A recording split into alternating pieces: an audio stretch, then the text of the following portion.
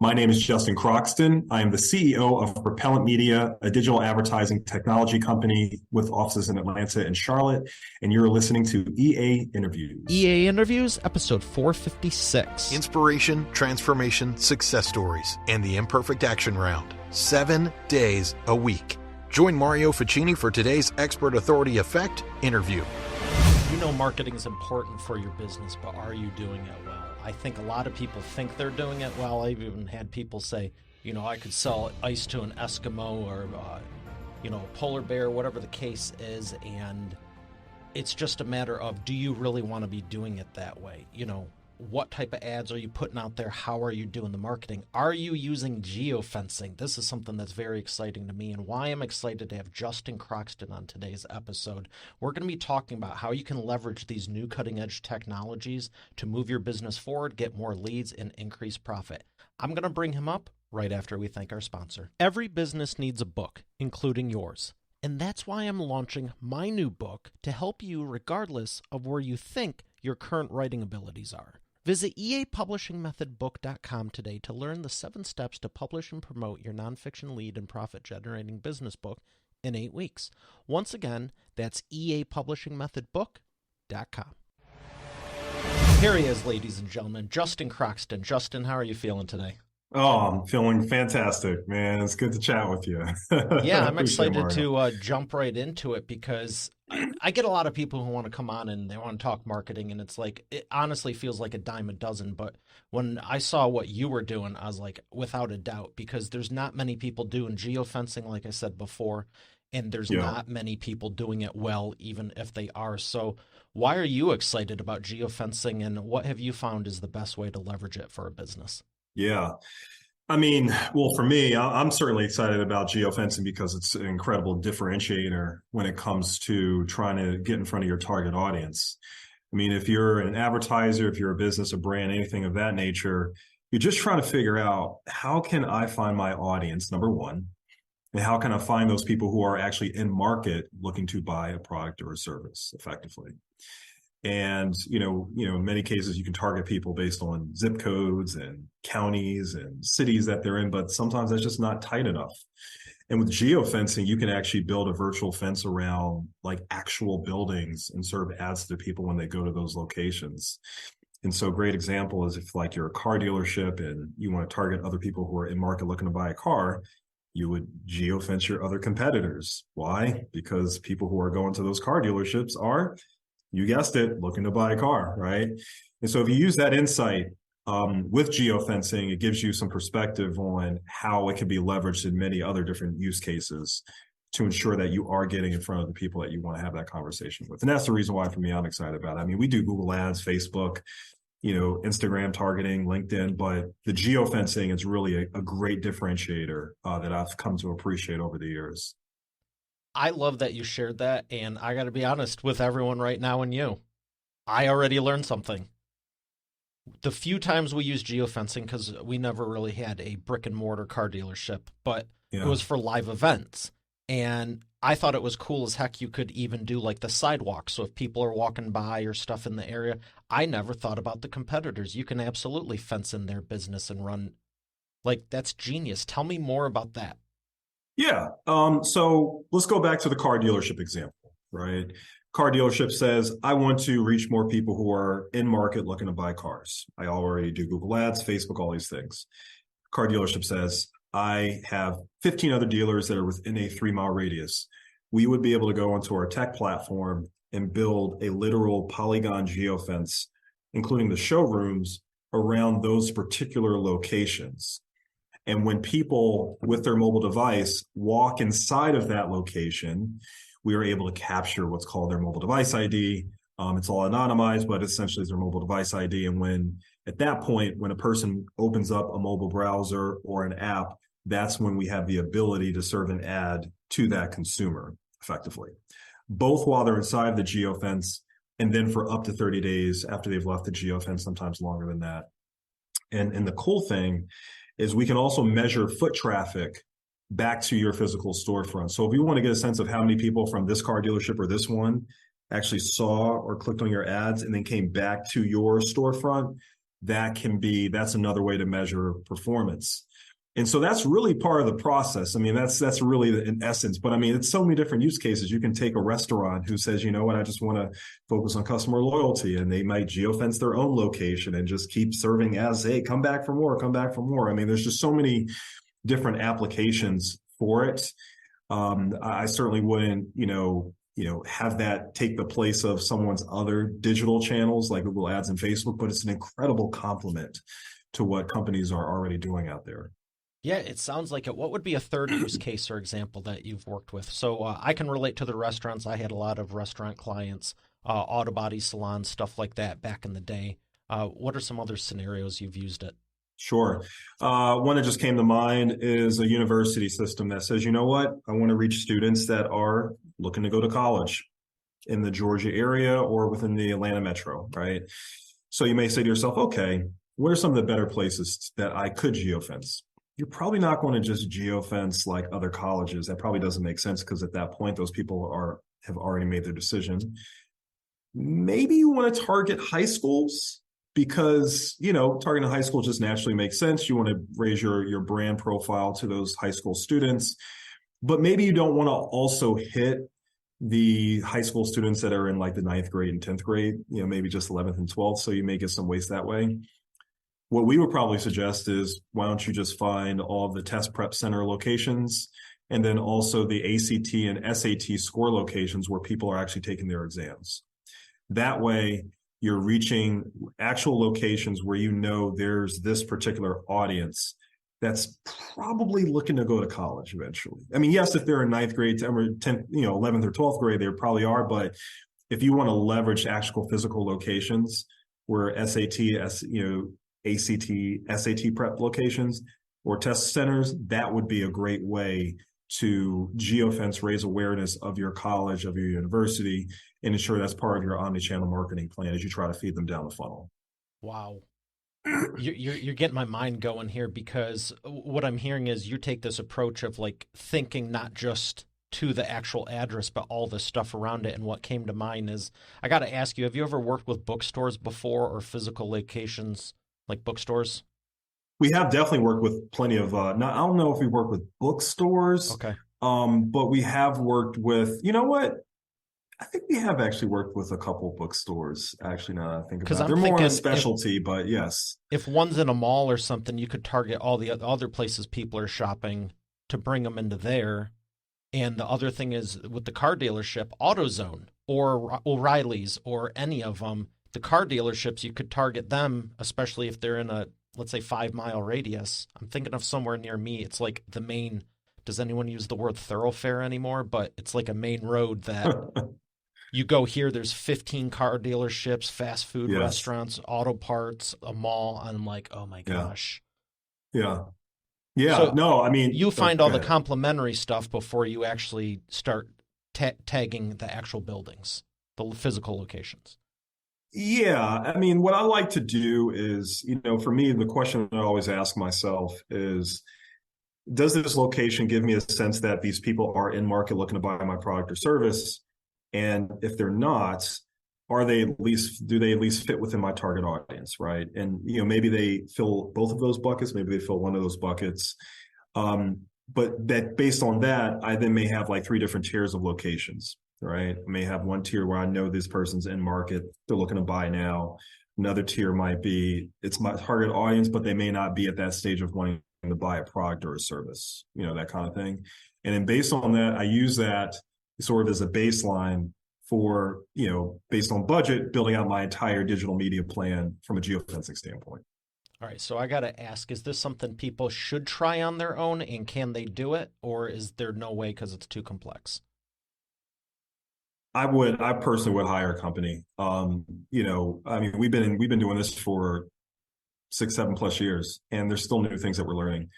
There are times when, first of all, there's certain platforms that require way higher spends, like tens of thousands of dollars. There are other platforms where you can actually spend $2,500 a month, $2,000 a month, use this as part of your media plan and be fine with it.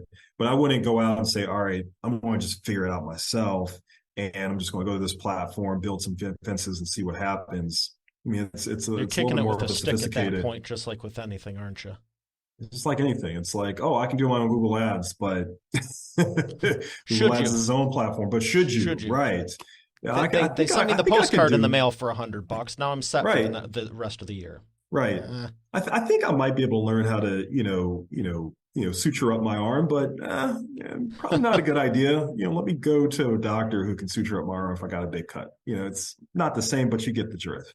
Yeah, it's astonishing to me. I mean, people don't realize that the companies just want you on their platform. I know they want you to be successful, but to them, if you're spending money, you're making them happy. It's like I've never Right. seen them Right. send even a training or a book on the subject. It's like, here, Right. go spend the money so we can get you in the system. So Right. Right. I Right. wanted to bring that up because some people are like, they just have the attitude of like, I'll go try. Same thing with book publishing, like what we do. It's like, yeah, you can do it, but good luck taking a year and a half doing it and being dissatisfied with it. So you mentioned the Yeah. different platforms. You can't even get into some unless you have a professional service like yours. What are the best performers you've been seeing in the last year or two? There are certain platforms that takes more of like a radius, but it's a radius like all the way down to the contours of the building, if you will. And there's others where you can build a custom polygon system. We actually leverage all of them. Many of them have 10, 15, $20,000 minimums. Some have $50,000 minimums per month effectively. What we try to do is leverage the ones that we think is going to make the biggest difference, and the ones that we like to use have more of a custom polygon system. So it really just depends on the use case. It really depends on the client and where we believe it actually does make sense. But for us, we like to use more of a custom polygon system. It's about 12 coordinate points that you can build around an actual physical building. And that's what we've seen is gives us sort of that granular nature of targeting exactly where we want to target. Yeah, because you can incorporate the property lines, the sidewalks, and extra stuff where people might be hanging out or whatever, and you still capture them. They don't need to physically be, what if there's a line out the store? Right. Exactly. And so that gives you and to your point, that gives you the flexibility, which is what most people want. And then you can still report on which locations are actually driving impressions, clicks, sometimes conversions, walk-in conversions, things of that nature, which is nice. And so you want that flexibility across certain platforms that you might be working.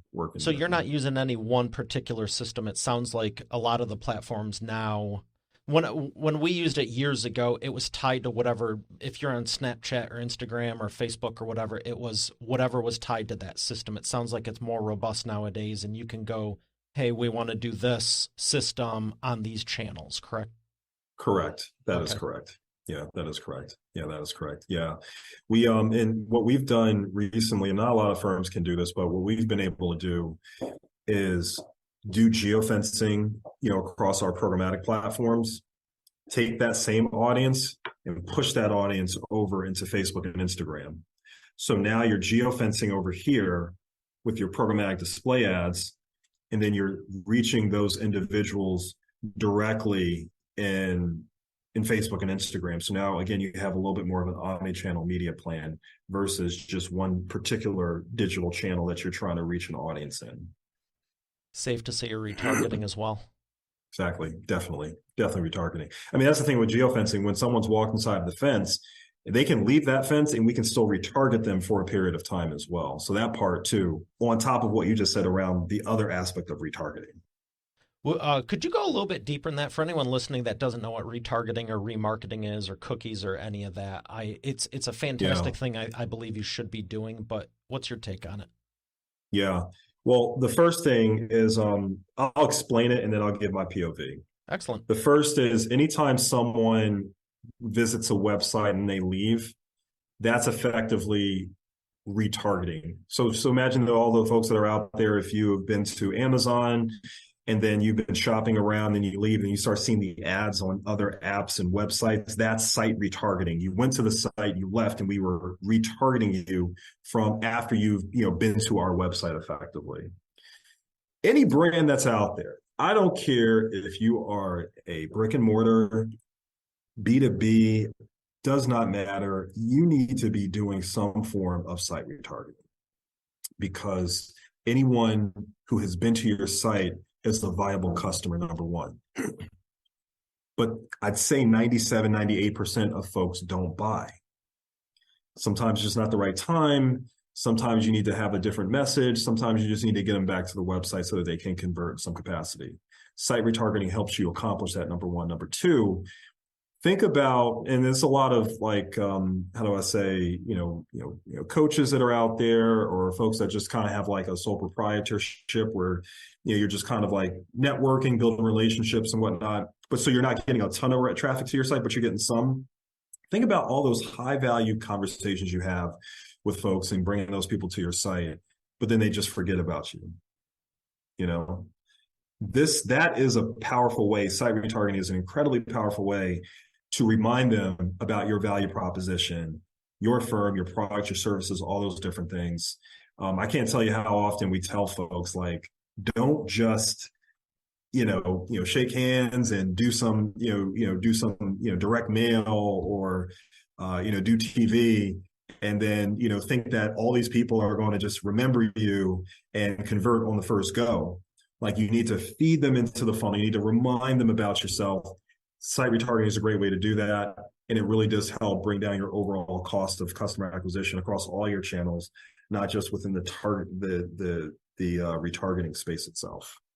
Yeah, and the great thing about it is it can be so specific, like we're talking about especially with geofencing, because that actually, correct me if I'm wrong, but doesn't that drive your ad spend down and conversions up because you're not wasting it and the platforms go, oh, this one actually knows what he's doing? That is correct. That is correct. And I know that there are certain channels that perform better than others. Totally get that. Google Ads, a lot of people are in market. Facebook, sometimes low quality, sometimes really high quality. It depends. But I personally feel as though, as long as you're hitting your target audience, and as long as like one channel isn't too high cost per conversion versus others, but you're hitting that audience wherever they go and you're feeding your overall funnel, you're giving yourself more opportunities for success ultimately. Yeah, and then mentioned you can just think about. Go ahead. I'm sorry. No, and then you just think about how you allocate your media across which channels you think is really driving the most, not just the most in just one, but across all of everything that you're doing, and its own sort of recipe, if you will. You're creating that synergistic effect, and you mentioned direct mail and billboards and TV and all these other things, and it's always hilarious to me when, I have nothing against billboards, but if you want to drop 10 grand a month on one location, hoping people are going to stop on their freeway to log onto your site and buy what you need. Now, I think if you use that as a complementary approach to the geofencing and retargeting and the stuff we're talking about, you can actually, if there's like an order of operations to start, it's like start where you can get the most direct feedback and track people so you have that data to know what's working. And then the rest, I would say, is more like a reinforcement authority building. Because, I mean, who doesn't think someone on a billboard isn't like top stuff? Well, to your point, and I get that too, a lot of politicians, a lot of folks that want to just be able to see themselves, a lot of attorneys, personal injury. I can't tell you how many billboards I see out there where it's like injured, call today, and there's no website, there's no number. I see it all the time. It just baffles me. There's no call to action. What about the QR codes on a billboard on the turn of a freeway? Now, I was actually about to speak to that. QR code on a billboard is crazy to me. QR code on a TV set, like an over-the-top connected TV advertising, streaming devices, which we also do. You can actually, couple geofencing with OTT advertising, over-the-top smart TV advertising, like Hulu's of the world, Amazon Fire, Roku's of the world, essentially. Having a QR code there is very powerful, because now you are not just helping with brand recognition, but you're giving someone an opportunity to like take their phone. And I've done it myself. I'll take my phone, pull out my camera, boom, takes me to a link. And now I can attribute the folks that saw my QR code, came to our site after the fact, and then I'm actually driving more attribution from that way, because the watch rates on streaming apps and streaming platforms are at least 95%. So, to your point, it has to make sense. QR codes on billboards is kind of crazy to me. Instead, I'd rather have a website and a phone number, and then that's it. Yeah, at least the phone call you can track, because even the website, yeah, cool, they might go to it, but they're not doing it while they're driving, or they shouldn't be. And if they are, well, maybe that's how you're getting your clients. Injured? Call us. Well, at least they'll have the site bookmarked. Yeah, there you go. There you go. I There don't you agree go. with how you generate clients, but God bless people, Yeah, right? yeah. God bless. Right. Absolutely. Absolutely. Absolutely. So, in addition to the geofencing and the retargeting, is there something else that you add in your synergistic approach to, we're talking about they're on the billboard, they're on the geo-target, we're talking about the website. Maybe you mentioned SEO. Why is that important? Well, SEO, I think, is always going to be important, because number one, Google is a beast, and your ability to show up, number one, number two, first page, of the search engine ranking pages, whether it be, local search or just traditional organic search, reaching folks who are doing an actual search for your products or services is incredibly valuable. And when you're showing up number one and you don't have to pay for that traffic, that's even more valuable. Google Ads is kind of similar. I mean, it's using the same platform, but say you're paying for ad space at the very top and also at the bottom. In Google, reaching those who are in market is incredibly powerful. If you want to get in front of people who are looking for what you have to provide as a brand.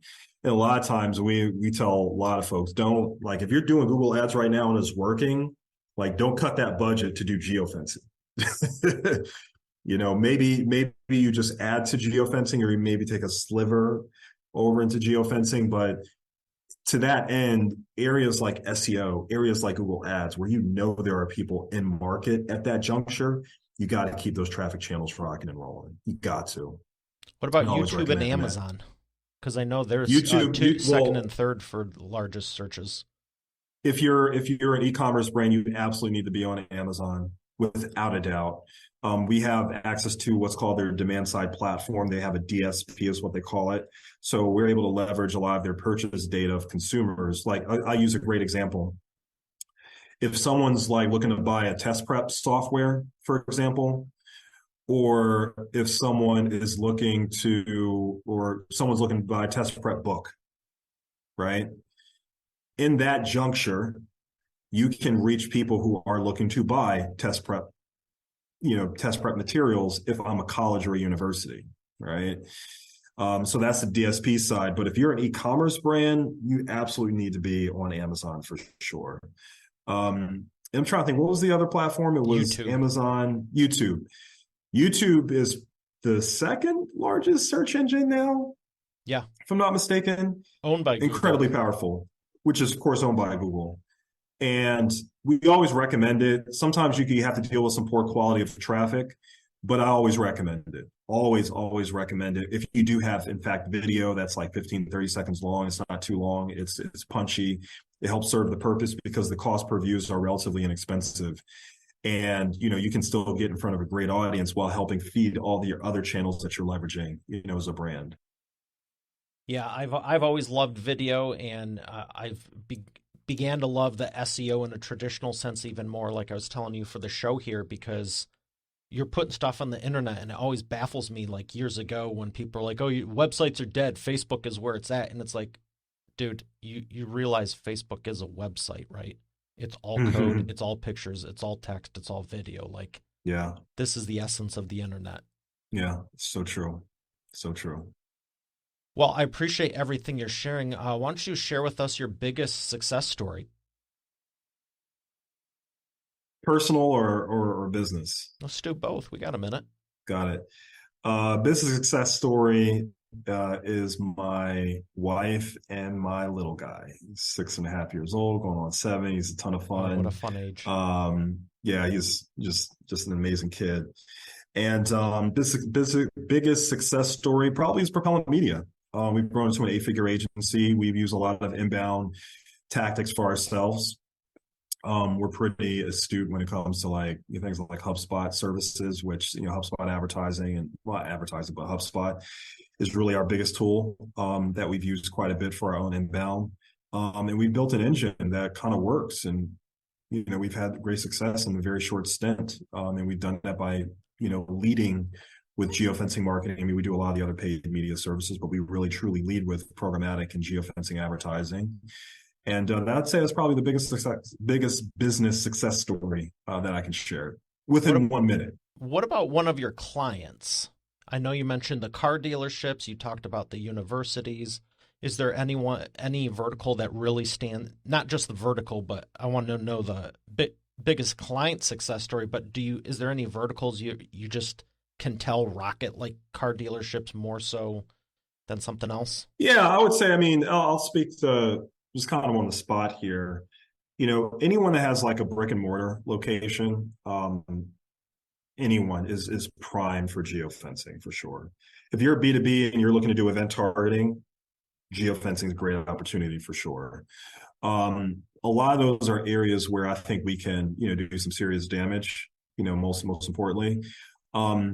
Because this is like just top of mind, because our team is working on this one with this one client that we just onboarded recently. They're a SaaS company. We're doing programmatic, not really a lot of geofencing, but some Google ads, Facebook and LinkedIn advertising. And I'd say probably within a 2.5 month time frame, I think we've been able to get them to about a 7 to 8x return on ad spend.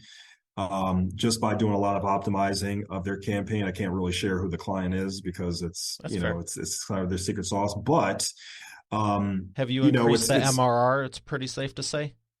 Oh yeah, for sure, with 100%. And the reason why I know it is because we tie in all their advertising channels directly into HubSpot. And then HubSpot, they have a sales team that's able to close deals and what have you. So we can see the ROI and the attribution directly from, like, we log into HubSpot and can see the deal value that's attributed directly to the ad campaigns that we're running for that particular client. So it's kind of given us a lot of good data in real time. That's also what we've leveraged to optimize some of our campaigns and know which ones are not making a difference for that particular client. So that's just one that just came to mind. They're a B2B SaaS company. That's fantastic. Nationally based. Yeah. Yeah, for anyone who doesn't know, it's monthly recurring revenue, and It's how SaaSes are based. When you increase that, it's recurring revenue, so it's a huge metric, if not the top one. It is the top one, right? I would say so. Yes, it is. Yeah. Yeah, that's exciting. One. So I got to ask you about HubSpot. I keep hearing more and more about it, and some of my friends just joined the podcast network. How would you describe HubSpot compared to the other stuff out there? It sounds like it's more robust, and you said you use it for your own inbound. Yeah. So I know there are some platforms like Marketo, Active Campaign, Salesforce, and whatnot. We've tried a few, but, and I say this to everyone that I talk to, we've may invest in a number of different tools. HubSpot is by far I get 100x ROI from it. It probably does the job of like 6 or 7 people all in one. We use it for pop-up forms. We have it for as a chatbot. We have it for our own CRM. We're able to attribute deals within our sales team back to the ROI across all of our different campaigns. We have an automated email sequence from the sales perspective. So when someone wants to book a demo with us, they can do that. But if they don't want to book a demo, if they just want to, get more information from us, but they're not ready to book a demo, we can have follow-up emails sent to them. All of it's done in automated fashion. Don't even need to touch it half the time. I probably spend maybe 15 minutes at that. And we're getting close to, 30, 40, 50 leads, a day in many cases. And so to be able to have a tool that does all of those different things for you, you can tie all your social media channels to HubSpot, and then it's kind of similar to like Hootsuite. You can send stuff out across all of them, which is nice. There's just so many different use cases, hence the reason they call it HubSpot. We're a HubSpot Gold certified partner. We do implementations for a number of clients as well, but we use it for ourselves, and it's been fan-freaking-tastic. Wow. And to be honest with you, there was a time in my life where I said, "Oh, I hate HubSpot," because I just didn't know. Now Right. that I know, I'm an evangelist. I tell everybody about it. It's just a no-brainer. Yeah, and that's the thing with software is I think people see or hear someone saying it, and that's why I wanted you to expand on it because honestly, I've heard nothing but good stuff from it. I know a lot of people that use it. I've played around with it, but when you just like with the geofencing, just like with ads, publishing, whatever, if Yeah, you don't know what you're doing, you're not going to be having too much fun with it. When yeah, you're you're not getting not. a return on Yeah, the investment, you're not going to be falling in love with it. So yeah, I just didn't know from a technical standpoint. I know there's other modules and stuff like that, but um, I think it's great from what I've seen. I just know that stuff changes and grows, and you're like the third or fourth person in as many weeks that it's been talking about it. I'm like, I feel like they're changing something, and it's just picking yeah, up even more steam. So yeah, yeah. No, it's a great platform. I recommend it to everyone. yeah, I appreciate the breakdown. Yeah. Um, is there anything else, if someone wants to get into the geofencing, that you feel they should really know and take into consideration, even before they call you? Like, here's what's the prep work they should be doing to go to get the most bang for their buck? Well, it really depends on the use case. I mean, it really just changed across the board, but you just have to know your audience. Know your audience, get a sense of where your budget's at. I don't personally look at geofencing as like generating leads, quote unquote. I think there are some other better channels for like, I need a lead like right now, like yesterday. And I say that in certain instances, like if you are a car dealership, that's different. I don't mean a lead in that context. Like those are like walk-in customers almost. But no, I like for folks to have marketing is already part of their budget. They're part of their psyche and there's part of what they're already doing. And they want to use geofencing to complement some of the other things that they're doing. I tell people that there's not one digital channel that's going to be the penicillin to solve all your marketing problems. And I feel the same way about geofencing as well, quite honestly. So look at it from that for perspective, know who your audience is, have a sense of the people that could be in market looking, looking for your products or your services. And then when you feel like you have a respectable budget, 2,000, 3,000 a month, that's where I believe, you can have a conversation with, from like ours, or I'm sure there's some other firms out there that do this. I will say that there's some people that try to do it for like 500. It's not going to make a difference for you. I'm just telling you right now. It's the kind of space where it's kind of like Google ads. You're not going to just spend $500 a month on Google ads. The same thing goes in this space as well. You Yeah, need to I've had put some people, serious I've bucks asked towards it. a lot of people on the show, and whether it's their business or not, most everyone has successful business. They all have successful businesses, just depends what level. Yeah. And I've had people flat out tell me on air and behind the scenes, they're like, we were spending 10 to 20 grand a month for months, like half a year to a year. And they're like, we didn't do anything. We didn't get anything.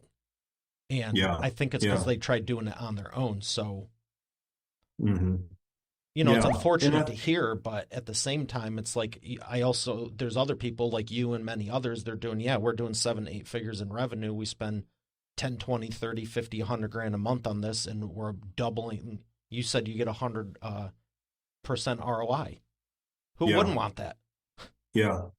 Yeah. And I think the other thing that's important for people to have some context on is like, try not to make decisions based on one data point.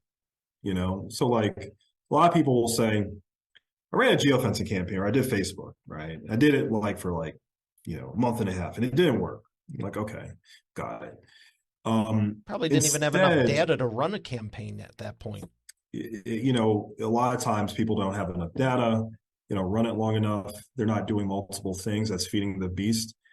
People, they say, oh, I got the sexiest website, and your website is just like a resume that just tells people you exist rather than giving me value and incentive. And so I challenge everybody. I mean, let's not be promotional here. I mean, you can go to any website, but, I feel like on our website, we do a really, really good job of trying to bring value to people before they become a customer. Like we have ebooks, we have webinars, we have calculators, we have pop-ups for more ebooks, try to be educational, more thought leadership type stuff. And that's the kind of mantra that you need to be on if you are a B2B brand or even a B2C brand. How am I going to bring value to this customer before they actually become a customer? A lot of times people don't think about that. They just want to draw people to their site and think that they are going to just call you or reach out to you. And relationships and business relationships, they don't work that way. You have to bring value. If you don't do that, individuals are going to be less inclined, particularly in relative to the rest of the competition that's out there. They're going to be less inclined to give you their contact details, call you. You have to come from the perspective of how can I make this person's life better, easier, or get them an answer quicker than all the rest of my competition. If you can do that, you're going to get more customers, more leads, more opportunities to close more business. I love that. Thank you for sharing that, because I think so many people just think they'll run an ad, whether it's billboard, Facebook, whatever, and I'm hiring you to fix my problems, but I don't have 5 minutes to think about my customer or see how we're going to add value. Right. It's not going to so work. True. It's not going to work. Nope. Yeah, I love that you shared that. Yeah, absolutely. We have to thank the sponsor in a second, but before we do that, yellow or black? I do yellow. Man, everyone's picking yellow. All right, you see, I got the hat too, so it worked out. Well, yeah, I got both too. You said yellow. So this is the wheel of whatever, and I got a question for you. And it has to do with traveling with your family. Where's somewhere you haven't been that you would love to take them? I'd probably say New Zealand. Definitely. See the Northern Lights. That would be an incredible experience. And then also South Africa. But I actually have that on the docket this year. For my 40th. Nice. When are you going? May timeframe. Okay. Very nice. Well, we are going to thank our sponsor and come back for the imperfect action round. You've heard me say every business needs a book, including yours. And it's true. And that's why I'm launching my new book at eapublishingmethodbook.com, so you can learn the 7 steps to publish and promote your nonfiction lead and profit-generating business book in 8 weeks. But you know what? Don't take my word for it. Take it from a few of my authors, like Lori. And I went from having an idea and a possibility to actually getting my book published. Or Catherine. Thank you for making my mom #1 best-selling author. Or Mary Alice. What he got done for me in 3 days regarding my book launch, unmanageable. John Cody. I've worked with Mario over the phone and online, and he's been very helpful in getting me where I needed to go with promoting my books. Rocio. There's no way in the world I would have been able to do this with somebody else. I've attempted it in the past. It didn't serve me. As a matter of fact, I ended up more frustrated than anything. So this has been a very seamless process. Adele. If you're looking for an amazing business coach, I highly recommend Mario Ficini. Or Bill Benner. I can't make a higher recommendation than to work with Mario Ficini. He has been great for me, and right now I won't work with anybody else except for Mario. Hey, their words, not mine. Visit eapublishingmethodbook.com to get your copy, and I look forward to hearing your transformation as our next video success story. Once again, that's eapublishingmethodbook.com. And we are back with the imperfect action round. Justin, are you ready to take imperfect action? Let's do it. 3 questions for you, 60-second or less answers. What is the fastest path to the cash? The fastest path to the cash. Oh, that's tough. The fastest path to the cash is persistence. And when I say persistence, I mean sticking to it. A lot of people, want sort of the fast route to get to the cash. So, some people, they want to start a business, they want it to scale within just 1 year, and then they give up and they go on to the next idea and the next idea. Those people that kind of stick to it and try new things are the ones that usually get to the cash the fastest. Stick with it. The persistence is where it really makes the difference. A little counterintuitive, but it really makes a difference. That was a great answer. Why did you think that was going to be difficult? I don't know. I just thought it was. Yeah, these are all simple questions. Okay, number 2. Yeah. What is the first movie that came out in black and white before there was color? I'm teasing. What's the biggest problem your prospects are making and the fastest way for them to fix it? The biggest problem is their sites. That's the biggest problem, without a doubt. It's The a cinch fastest way point. to fit. Yeah, it's that simple. And no, it's not that simple, but it really is that simple. Like, you're not bringing value to people. You're just saying, I exist. Come have a You conversation sound with like me. everyone else. Yeah, exactly. You're not trying to elevate someone when they come to your site. And so the fastest way to fix it is to think about how you can, all the problems that you can solve for someone before they Hmm. become a customer, and try to solve some of those problems before they become a customer, or at least answer a crap ton of questions for them before they become a customer. The other way to solve it is implementing some of those, lead gen tactics, like, implementing HubSpot, for sure, making those changes to your website. Again, I think our site is great. It's going to be always get better, but that's what I would say to folks. Yeah, I'm hearing a lot of be of value. Value. It's the key. All right, do you want to actually try and answer that movie question, whatever I just asked? Uh, I literally just made that up because I don't think I've ever had anyone say to the fastest path, they're like, "Oh, that's a tough one."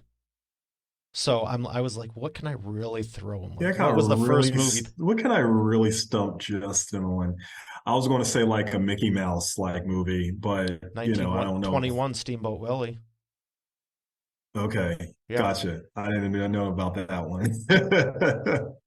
That was a tough one. You really got me on that one, though.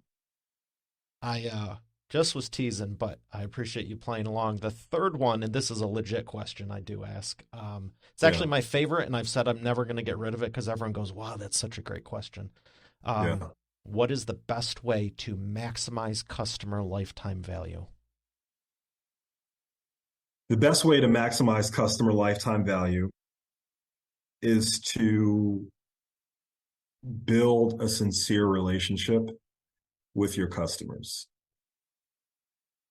And I'll be honest, like, there are going to be times when you are doing a bad job with delivering results. It's not that great. You're not really fulfilling on the promise sometimes when it comes to actual results. It happens. I get it. But if you as a brand or you as a person has a super, super tight relationship with that customer, that handles at least 50, 60% of the battle, quite frankly. And you will then in turn cultivate, a much higher lifetime value with that customer, because they just like you. They like you. They like your sincerity. They like, how you approach business. They like how you approach and have a sincere interest in their growth. That's the way you do that. That's one of the best answers I've had in a while. I agree 100%, and I'm thinking of some times when um, it's come in handy, let's say. Yeah, yeah, yeah. Yeah, I think people think you have to do everything perfect, and no wonder they're stressed, right? Yeah, yeah, yeah. And I mean, there's times when even for us where I'm like, oh man, I don't, I've struggled with it. We're not all perfect. Um, but I'm always reminded that when you're able to just be yourself and be with people and know, kind of similar to the website conversation and lead generation, people do business with people. You have to sort of unveil, pull down the corporate veil and know that, at the end of the day, there is going to be someone doing business with another human being eventually. And that relationship happens at the point in which they buy, all the way to the purchase funnel when they retain and they keep paying you month over month, or even if they want to buy your product again and again. All that really matters. Yeah, that's great insight. And I think it's a lost art. I think people have become transactional lately, and they need to stop if they want to be around long term. So thank you for Yeah. elaborating on that. Being a business book publisher, I got to ask you about books. What books have helped you the most in business and life? Yeah, there was a really great book. There's two that comes to mind. There's one that's called $100 Million Offers by Alex Hormozy, a really sharp guy. He's really done his thing. Really have an appreciation for just how he thinks about, problem solving and just his experience over the years. There's another book called Atomic Habits. Atomic Habits. I'm sure there's been some folks that have read that book as well. Great book. It's more about both habit building, but the power of 1% getting better by 1% every day, effectively. you start to sort of reach that tipping point of like everything that you've done. It's kind of like you're hitting a rock, and all 1,000 times that you hit the rock, it wasn't the 1,000 times, it was the 1,001 time. It wasn't the 1,001 time that you hit the rock, it was all the times that you hit the rock beforehand. The same concept. It makes a difference over time. Those two books have been great. There's plenty of others, but those are the ones that come to mind for me. That's a great analogy. And I could even spin it right back onto the marketing and the ads and everything. It's not any single one ad that's going to revolutionize, but you do this one, learn from that, add to this one, try something new, add to that. Like you said, that omnipresent approach. Exactly. Love the rock analogy, though. That's a good one. Where would you like people to learn more? I appreciate that. I mean, I've told a lot of folks that, I feel like our site is a good model if you're trying to build think of lead generation and just, how to bring value. But www.propellant.media, that's our website. Use that as a place where, okay, this is how these guys are doing it. They're a marketing agency. There's some things that you can take from that you can pull into your own websites, your own businesses, your own brands, all the things that you do. And then that's it. Propellant.media. Use Google, search us. You'll find us as well. You'll find us. Promise you that. Excellent. Well, thank you for all the insight you've shared. I've enjoyed it, and I know Expert Authority World has. Thanks for everything you've done. Yeah, appreciate that, Mario. All right, Expert Authority World, we have another great episode here today. I'll see you on the next one. Have a great day, and God bless. You're already the expert. But have you transformed your expertise into a tangible asset that will generate qualified leads while increasing profit for you 24/7? And if so, how well are you promoting it? With my new book, The Expert Authority Effect Publishing Method, I take you through my process step by step. Visit eapublishingmethodbook.com today to learn the 7 steps to publish and promote your nonfiction lead and profit-generating business book in 8 weeks. Visit eapublishingmethodbook.com to get started now. Once again, that's eapublishingmethodbook.com. Thanks for listening to today's episode. I would love to know what you enjoyed most from it. If you haven't done so already, I invite you to connect with me on my new LinkedIn. You can go to it directly at eainterviews.com/LinkedIn. Once again, that's eainterviews.com/LinkedIn. Lastly, check out the full eainterviews.com site for complete show notes, the full interview video experience, links to the resources we mentioned, and more. Have a blessed day, and I'll see you on the next one.